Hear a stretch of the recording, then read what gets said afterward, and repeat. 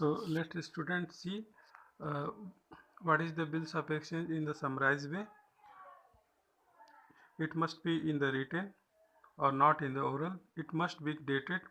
जो भी bills of exchange उस पर डेट मेंशन होना चाहिए. अनकंडीशनल ऑर्डर होना चाहिए. जो बिल्स ऑफ एक्सचेंज उसमें अनकंडीशनल ऑर्डर होना चाहिए. Must be sign it. जो बिल्स ऑफ एक्सचेंज उस पर साइन होने चाहिए.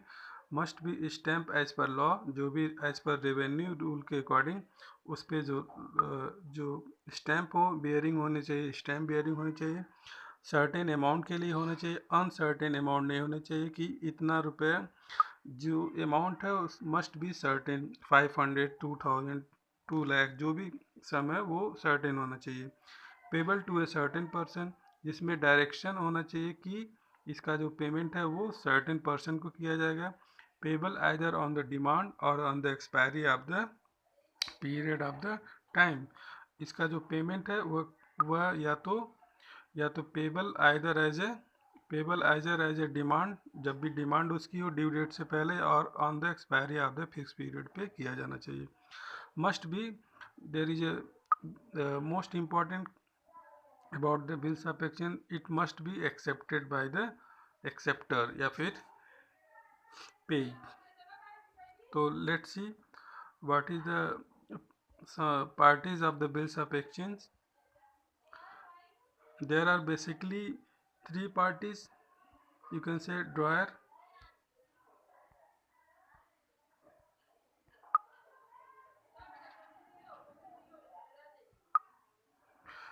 you can see that there are the drawer,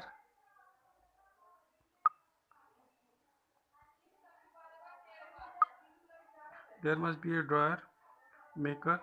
Drawer means the person who write the bill, means the drawee who sell the goods.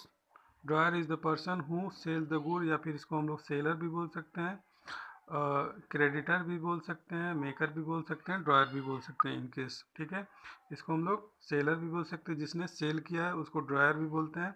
जिसने cell किया है वही तो बिल ऑफ एक्सचेंज को राइट करेगा कि जो परचेजर को देने वाला है. या फिर क्रेडिटर भी बोल सकते हैं, मेकर बोल सकते हैं, ड्रॉयर भी बोल सकते हैं.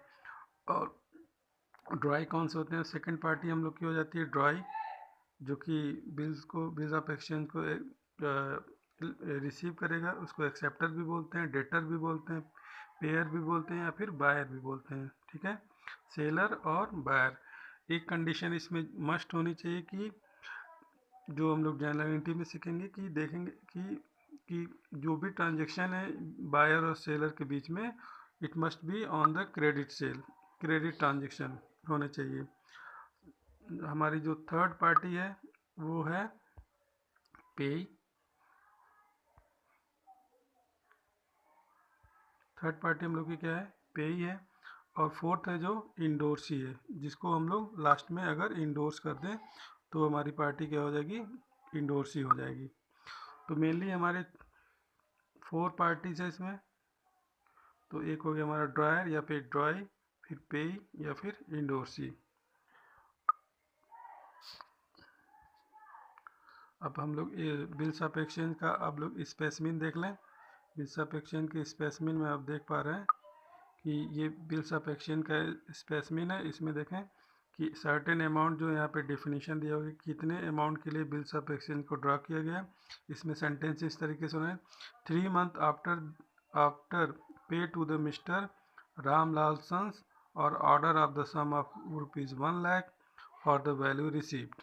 ठीक है, तो ये पे ही है. मिस्टर रामलाल के नाम से ये लिखा गया तो कि रामलाल फ्यूचर में इस डेट को 1 जनवरी 2000 को ये पेमेंट करेंगे. और ड्रॉयर क्या है? ड्रॉयर ने यहाँ पे साइन किया है और यहाँ पे ड्रॉई ने एक्सेप्ट किया है.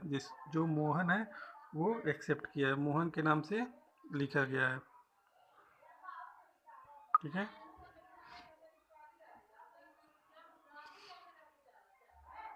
इस कंडीशन में देखें मोहन क्या है? मोहन जो है ड्रॉई है, और ड्रॉयर कौन है? सेलर कौन है यहाँ पे?